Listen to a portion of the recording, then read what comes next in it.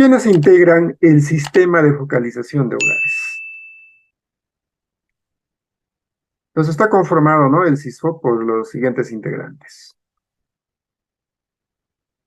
Uno, por la Dirección General de Focalización, que es la responsable, ¿no es cierto?, de implementar el SINAFO, en el cual pues se conduce las acciones del SISFO. Tiene a su cargo tres unidades orgánicas, como la Dirección de Operaciones, las cuales pues dicha unidad genera, administra el PGH, determina la clasificación socioeconómica de los hogares, y asimismo, pues direcciona y realiza el diseño de la metodología para que se establezca el empadronamiento, por ejemplo, ¿no? de los hogares.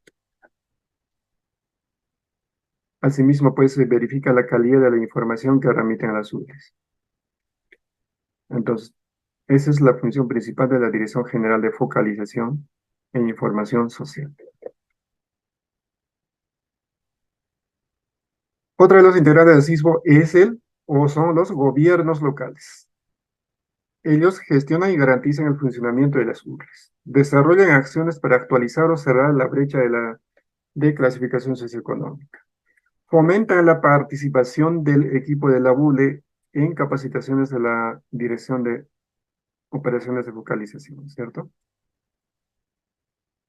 ¿Quiénes más son los integrantes del SISFO? Unidades locales de empadronamiento, desde el cual se realiza la difusión del proceso de la clasificación socioeconómica, se brinda asistencia en el llenado de la solicitud de la S100, recoge de información a través de la FCU, se realiza la información del resultado de la CC al integrante del hogar, ¿sí?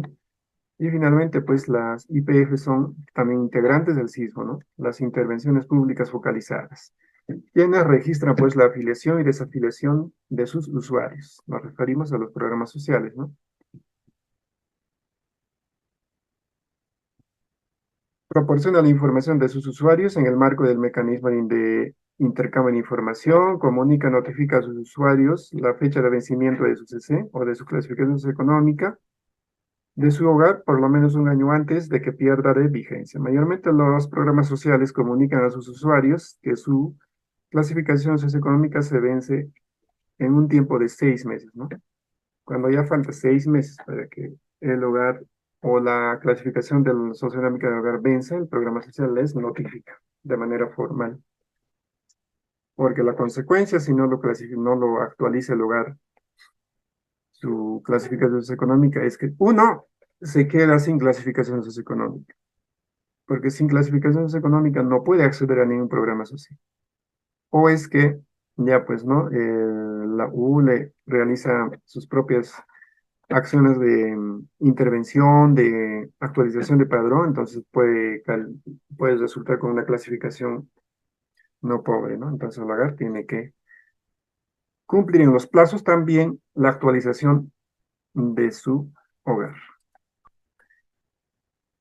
Entonces, las responsabilidades de los integrantes del SISFO. Vamos a ver rápidamente cuáles son las funciones de las ULES. La responsabilidad de la ULE, por ejemplo, son, ¿no?, responsables de recibir e impulsar trámites de las solicitudes de clasificación socioeconómica. Ante la Dirección de Operaciones y de Corresponder son los responsables de recoger la información de los hogares solicitantes en su jurisdicción, ¿no?, en su distrito. Las ULES recogen información, porque hay muchos hogares que piensan que las ULES son los que califican, determinan si ese hogar es pobre o no. No, ellos solamente levantan información y envían esa información a la UCF, ¿no? Y ahí es donde realmente se determina la clasificación económica de pobreza o no. ¿Qué responsabilidades tienen entonces las ULES? Pues absolven pues consultas respecto al proceso de determinación de la CC. Asisten al solicitante en el llenado del formato S100 y entregan la constancia. Brindan al solicitante la información clara y sencilla respecto al llenado y recojo de datos personales. Planifican, ejecutan, conducen operativamente el recojo de información del hogar. ¿A través de qué? De la aplicación de los instrumentos de recojo de datos. Registran en su sistema informático la información contenida en los instrumentos de recojo de datos. Asimismo, sistematizan, archivan, resguardan los instrumentos de recojo de datos, así como otros documentos relacionados con el proceso de determinación de las S. Remiten el formato D100, suscrito de manera manual o digital a la dirección de operación, a la dirección de operaciones, ¿no? De corresponder.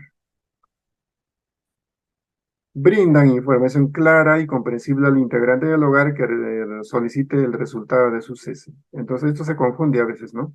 El, en las ULES, pues sí, informan, ¿no es cierto?, de la calificación del hogar. No determinan ellos, sino informan. Ellos entran como cualquier persona al sistema, claro, ellos ya tienen un sistema más, así más directo, entonces ingresan a ese sistema y ahí pueden ver la clasificación socioeconómica del hogar y eso brindan al usuario. Participan en las actividades de capacitación programadas y convocadas por la DEO. Solicitan a la DEO capacitación y asistencia técnica, ¿no es cierto? Ejecutan de manera articulada al cierre de brechas o actualización de la clasificación socioeconómica de los hogares. La ciudadanía, pues, también debe jugar un papel importante, ¿no es cierto?, en el tema del sistema de focalización de hogares, lo cual está debidamente normado con la Directiva 001 del año 2020, que en su numeral 6.7 detalla, pues, ¿no es cierto?, las responsabilidades y deberes de los solicitantes e informantes en el proceso de determinación de la clasificación socioeconómica. Entonces, ¿cuál es el deber de la ciudadanía según esta normativa? Brindar información completa y veraz de su hogar, recogida en los instrumentos de recojo de datos. Importante, ¿no es cierto? Mientras más información objetiva y real den los hogares, más objetiva también va a ser su clasificación o su determinación de su clasificación socioeconómica. Entonces, la información del formato S100 y la FCU debe ser completa, es decir, en esos formatos o en esos instrumentos de S100 y FCU, pues se levanta información del hogar y debe ser completa y veraz, de acuerdo a la realidad del hogar, evitando pues alterar la información en el número de integrantes o residencia del hogar. En las ULAs normalmente primero llegan a la S100, ¿no es cierto? Es como una predeclaración, una pre-entrevista que hace, o una entrevista inicial que hace el responsable de las ULAs, ¿no? Y luego con esa S100, el responsable de la ULA se va a verificar al hogar, ¿sí? ¿Y con qué instrumento se va a verificar al hogar? Con la FCU. Con ese formato o con ese instrumento va a verificar la información inicial que ha brindado el hogar en la oficina. Entonces, esos son los procedimientos técnicos que sigue el CISO, ¿no? Y las ULES también. ¿Qué otro deber tiene la ciudadanía? Brindar acceso al personal de empadronamiento de la ULE a la vivienda declarada en el formato S100 durante la aplicación de la FC. Entonces, para la aplicación de la FCU es importante que el empadronador de la ULE tenga acceso a la vivienda para un mejor recojo de datos del hogar. Es muy importante eso que el responsable de la ULE entre en sí al hogar, ¿no es cierto? ¿Y a qué ambientes va a ingresar? Pues muchos se preguntan, ¿y a qué ambientes va a ingresar? Va a ingresar al dormitorio, va a ingresar a la cocina y a los servicios higiénicos también y a otros ambientes que den pues información concreta del hogar, ¿sí? Cuando decimos ingresa, bueno, pues eso ya cada ULA lo maneja eso, ¿no es cierto? Hay otro personal que realmente se involucra mucho, entonces ingresa realmente al dormitorio, ¿no es cierto? Para hacer una verificación, no es que va a tocar las cosas, simplemente hace una visión ocular y una entrevista ahí con el titular del hogar o con el integrante, ¿no es cierto? Mientras va observando, va entrevistando, va conversando, ¿sí?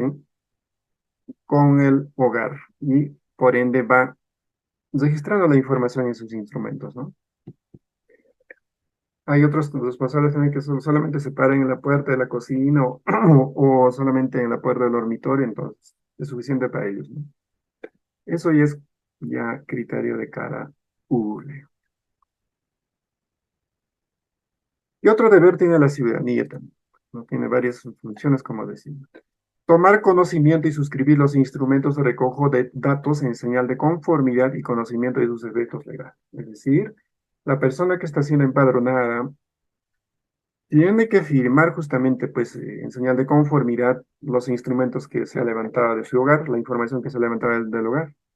Es así que, pues, que el personal de la ULE insta al solicitante e informante a revisar la información. Es decir, no es que lo llena la información y le dice ya, firma, sino le indica que revise la información que se ha llenado en el FCU, ¿sí? Si es conforme, puede firmar. Exacto. Si está no conforme, entonces pedirá pues el hogar, ¿no es cierto?, la persona que se le revalúe o que se corrija dicha información, ¿no es cierto? Pero al final, ¿quién determina el contenido de la información? Es responsable de la ULE, porque está llena verificada, ¿no? Entonces, pues, estamos viendo más o menos los procedimientos de empadronamiento que sigue así rápidamente las ULE, ¿no es cierto? Entonces, el personal de la ULE insta al solicitante e informante a revisar la información registrada en el formato S100 y en el FCU para luego proceder a firmar la constancia en señal de conformidad, ¿sí, no? Está conforme todo, entonces el hogar firma, el responsable firma ambos instrumentos y por ende, pues, el responsable le da un ticket, ¿no es cierto? Un ticket de que su hogar ha sido visitado y él también para que haga su seguimiento. Informar y suscribir el desistimiento del trámite de SC solicitado ante la ULE cuando así lo requiera, ¿no? Informar al ciudadano que cuando no desee continuar con el trámite de la SC debe comunicar a la ULE para desistir en el trámite y suspender el empadronamiento. Pues hay hogares, ¿no?, que están siendo empadronados, pero de pronto deciden desistir ya, ¿no es cierto? Entonces tienen que apersonarse a la ULE para suscribir el respectivo documento de desistimiento, ¿sí? Asimismo, pues, debe tomar conocimiento del estado de la clasificación económica de su hogar a través del aplicativo Consulta Mi Hogar. En estos tiempos hay ese aplicativo, ¿no? En la ULE de la Municipalidad de Residencia. Como en estos tiempos ya es internet, todo es ya tecnología, aplicación, entonces puede instalar esa aplicación, ¿sí? Y desde ahí puede consultar su calificación socioeconómica, ¿no? El ciudadano debe realizar la consulta del resultado y estado de su CC desde su hogar, ¿no? En muchos casos ya en esos tiempos ya no es tan necesario que se vaya hasta las ULES. Hay un aplicativo, ¿no es cierto?, que se llama Consulta Mi Hogar, o también si es que realmente lo requiere, pues puede ir a la ULE de su distrito donde solicitó la clasificación socioeconómica. Muy bien, hemos hablado rápidamente sobre la operatividad del sismo, ¿no? Cómo son los procedimientos. Actores del sismo. Primer actor es la ciudadanía que presenta su solicitud. De ahí viene la unidad local de empadronamiento, las ULES, que brinda asistencia en el llenado del formato SSI, en el marco de las intervenciones públicas focalizadas. De ahí viene, pues, las autoridades de los gobiernos locales, ¿no?, que gestionan administrativamente las ULES, cierran las brechas de las SSI, generan condiciones para la capacitación de las ULES, suscriben declaraciones juradas. Y ahí también están, pues, las unidades locales de empadronamiento que difunden el proceso de clasificaciones económicas, realizan el empadronamiento utilizando sus instrumentos de la S100 o la FCU, envían la información de los hogares, notifican la clasificación económica a los hogares. ¿A quiénes? Al, al MIRIS, ¿no? Directamente, ¿no?, a sus unidades, a la Dirección de Diseño de Focalización, a la DDFF, que formula los lineamientos, metodologías de focalización y información geoestadística, ¿no? Y así más bien, así también, pues, a la Dirección General de Calidad de Información de Focalización, más conocida como la DECIF, que implementa, pues, supervisa acciones para que la información cumpla con estándares de calidad.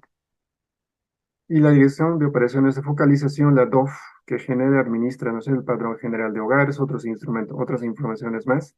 Y asimismo, pues desde ahí se determina la CC de los hogares, desde la DOF. Obviamente con la asistencia técnica o el asesoramiento de la DGGU, Dirección General de Gestión del Usuario, que está a cargo de un coordinador territorial quienes brindan capacitación y asistencia técnica a las ULES, ¿sí? Entonces, como vemos, la información que envían las ULES pasa por diversos filtros. Y luego, pues, pasa por estos filtros y se deriva, pues, a la unidad de intervenciones públicas focalizadas, que se encarga de la afiliación y desafiliación de usuarios de acuerdo a sus criterios de elegibilidad. Entonces, ¿quiénes son los llamados o a quienes se les denomina unidades de intervenciones públicas focalizadas? A los programas sociales. Y finalmente ahí van, pues, ¿no? El producto final, que son los usuarios de esa intervención focalizada o de ese programa social, quienes reciben, pues, ¿no es cierto?, los servicios que brindan las intervenciones públicas focalizadas. Componentes del CISFO. ¿Quiénes componen el CISFO? El CISFO está integrado, pues, uno por el MIDIS. ¿A través de quién? De la Dirección General de Focalización e Información Social y sus unidades orgánicas. Otro componente son los gobiernos locales, las unidades locales de empadronamiento o las ULES de los gobiernos locales.